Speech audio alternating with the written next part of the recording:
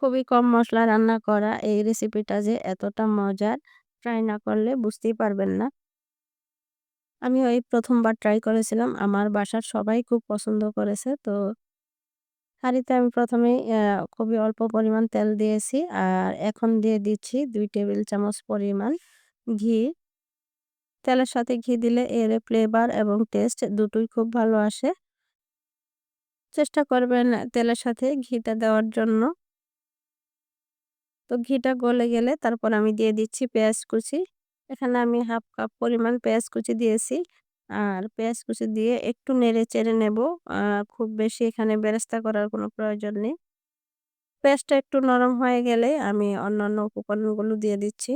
তো এখানে খুবই অল্প পরিমাণ মসলা দিয়ে আরকি আমি রান্নাটা করব। আর এই রান্নাটা অল্প মসলাই করতে হয়।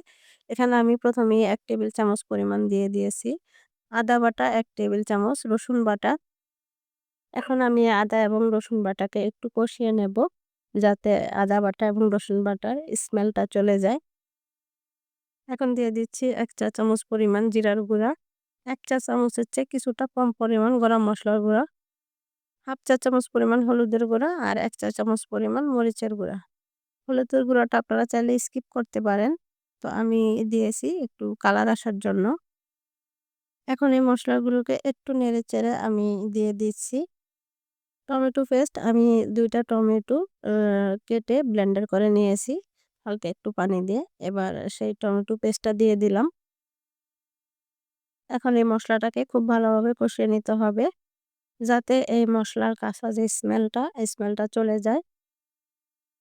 এখন আমি ঢাকনা দিয়ে এই মসলাটাকে খুব ভালোভাবে কষিয়ে নেব। আর যেকোনো রান্নার টেস্ট কিন্তু মসলা কষানোর মধ্যেই হয়। ঢাকনা দিয়ে আমি মসলাটাকে খুব ভালোভাবে কষিয়ে নিয়েছি। আর এখন দিয়ে দিচ্ছি লেবুর উপরের যে সবুজ অংশটা, সেই অংশটা আমি গ্রেটার দিয়ে গ্রেট করে প্রায় ১ টেবিল চামচের মতো দিয়ে দিয়েছি। আর এটা দেওয়ার সময় অবশ্যই খেয়াল রাখবেন শুধু সবুজ অংশটাই যেন দেওয়া হয়। এর মধ্যে যদি লেবুর যে সাদা অংশটা চলে আসে তাহলে কিন্তু তিতা লাগবে। তো এবার আমি দিয়ে দিচ্ছি চিকেন আগে থেকে আমি একটা চিকেনকে ৪ পিস করে তারপর হচ্ছে দিয়েছি। আপনারা চাইলে কিন্তু আরো ছোট পিস করতে পারেন কিংবা আস্ত চিকেন দিয়েও করতে পারেন। আমি চিকেনগুলোকে খুব ভালোভাবে কাট করে দিয়েছি যাতে ভিতরে আরকি মসলা প্রবেশ করে। চিকেনের ভেতরে মসলা প্রবেশ না করলে চিকেনটা পরে খেতে আরকি খুব একটা বেশি ভালো লাগবে না। আর এখন আমি দিয়ে দিয়েছি লবণ আর টক দই। টক দইটাকে আমি খুব ভালোভাবে ফেটিয়ে দিয়েছি। আর এখন আমি চিকেনগুলোকে মসলার সাথে খুব ভালোভাবে মিশিয়ে নেব। যাতে মসলাটা চিকেনের গায়ে খুব ভালোভাবে লেগে যায়। চিকেনগুলোকে উল্টিয়ে পাল্টিয়ে মসলার সাথে খুব ভালোভাবে মিশিয়ে আমি ঢাকনা দিয়ে চিকেনগুলোকে মিডিয়াম টু লো হিটে রান্না করে নেব। কারণ মিডিয়াম টু লো হিটে রান্না করলে ঢাকনা দিয়ে যেহেতু চিকেনে টক দই দেওয়া হয়েছে, এই চিকেন থেকে অনেকটা পানি বের হবে। আর সেই পানি দিয়ে আমার চিকেনটা সিদ্ধ হয়ে যাবে। এখানে আমি আলাদা করে কোনো পানি ইউজ করব না।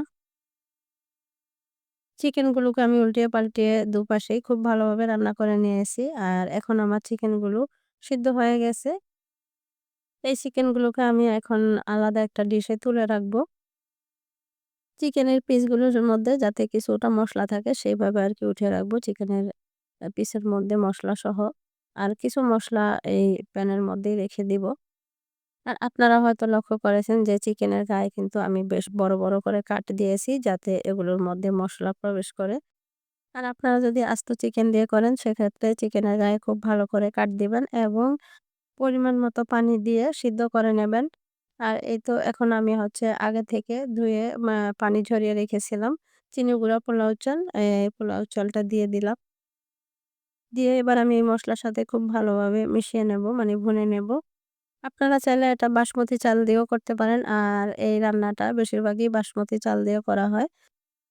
তো আমাদের বাসায় সবসময় দেখা যায় যে বাসমতি চালটা এভেইলেবল থাকে না। তাই আমি আজকে পোলাও চাল দিয়ে এটা ট্রাই করলাম। আর অনেকেই হয়তো এখন বুঝতে পেরেছেন যে এটা আসলে কি, এটা হচ্ছে আরাবিয়ান ক্যাপসা। আসলে ওভাবে রান্না করলে আমরা একবারই খেতে পারবো না। যেহেতু আমরা বাঙালি একবারেই তেল মসলা ছাড়া আ একদম চিকেনের ফ্লেভারটা আসবে তখন আর খেতে খুব একটা ভালো লাগে না বা ভালো লাগবে না। তাই আমি এভাবে ট্রাই করছি। তো আমি এখানে পরিমাণ মতো পানি এবং কয়েকটা লেবুর স্লাইস দিয়ে দিয়েছি। পরিমাণ মতো লবণ দিয়েছি। অবশ্যই লেবুর এই স্লাইস গুলো দেওয়ার চেষ্টা করবেন। লেবুর স্লাইস এবং লেবুর যে উপরের অ্যা যে গ্রেট করে আমি খোসাটা দিয়েছি এর জন্য এর ফ্লেভারটা দুর্দান্ত আসে এবং খুবই ভালো লাগে। এত অল্প মসলায় প্রত্যেকটা মসলার পরিমাণই কিন্তু খুব কম ছিল। আর এই যে দেখেন আমি যে লেবুগুলো ফেলার দরকার নেই। এগুলো কিন্তু কেটে আবার ভাতের সাথে খাওয়া যাবে। তো আমার এখানে কারেন্ট চলে গিয়েছিল তাই এরকম অন্ধকার লাগছে। আমি আরেকটা প্যানের মধ্যে অ্যা কিছুটা ঘি দিয়ে প্রায় ২ থেকে ৩ টেবিল চামচ পরিমাণ ঘি দিয়েছিলাম। আর ঘি দিয়ে আমি কিছু বাদাম এবং কিশমিশ ভেজে নিয়েছি। তো কারেন্ট চলে যাওয়াতে আমি খুব একটা দিশেহারার মধ্যে পড়ে গিয়েছিলাম যে ভিডিও করার সময় কারেন্ট চলে গেছে। তো এজন্য একটু ঝাপসা লাগছিল এই জায়গাটা। তো আমার এখানে রাইসটাও হয়ে গেছে। আমি দমে দিয়েছি। আর চিকেনের পিসগুলোকে আমি এই কিশমিশ এবং বাদাম ভেজে নেওয়ার পর যে ঘিটা ছিল তার মধ্যেই ফ্রাই করে নিচ্ছি। আমি একটু ভালোভাবে আরকি চিকেনগুলো ফ্রাই করে এবার এই যে রাইসের মধ্যে উপর থেকে দিয়ে দিব। দিয়ে আবারও ঢাকনা দিয়ে ২০ থেকে ২৫ মিনিটের মতো একেবারে চুলার লো হিটে দমে রেখে দেব। এতে করে চিকেনের যে ফ্লেভারটা এটা রাইসের মধ্যে প্রবেশ করবে। আর আমি আমার হাঁড়ির নিচে কিন্তু আরেকটা ফ্রাই প্যান দিয়ে দিয়েছি। আর এই তো ২০ থেকে ২৫ মিনিট পর আমার ক্যাপসা একেবারেই রেডি। আজকের মতো এখানেই বিদায় নিচ্ছি। দেখা হবে নতুন কোনো ভিডিও নিয়ে। সে পর্যন্ত সবাই ভালো থাকবেন, সুস্থ থাকবেন। আল্লাহ হাফেজ। আসসালামু আলাইকুম।